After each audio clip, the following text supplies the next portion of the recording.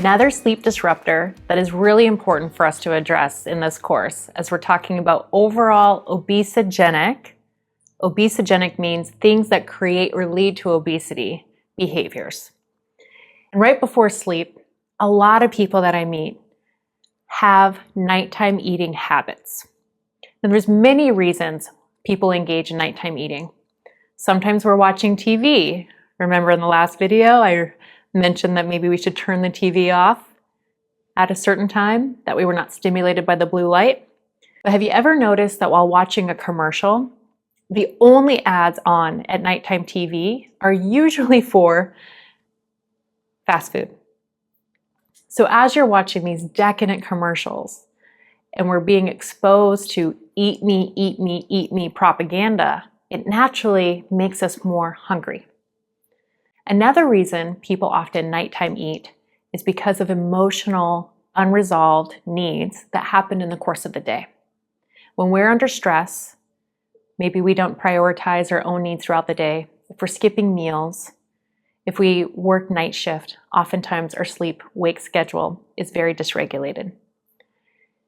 But loneliness, fear, stress, I can't, I don't have, all of these things typically inspire us to reach for immediate gratification. At nighttime, it's often ice cream, popcorn, chips. It's all the really overly convenient, highly addictive foods that people reach for. So if this is a habit that you have experienced in the past, all I'm asking you to do is to hold awareness to this habit. Because through your own self-awareness and your own experience, sometimes if we can just label the emotion and start strategizing how we're going to get better sleep, simply by getting better sleep sets you up for making better choices the next day.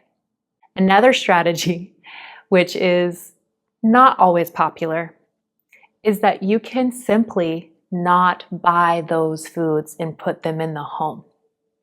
This takes an extra element of willpower, commitment, and discipline. But by not having these snacks around, instead of reaching for the chips or the candy or the ice cream, you can simply reach for that apple instead. So I'm not telling you to necessarily feel like you have to abandon all of your habits and all of the things that you feel are right for you in that moment, but you can use this lens of observation and empower yourself to make better choices and set yourself up for success. In the same vein of emotional eating and loneliness comes an authentic need for connection. When we feel connected to our loved ones, when we engage our loved ones around this time of the evening right before bed, then we typically feel more satisfied and less needy for external comfort. There's a psychologist who calls this a symbolic substitute.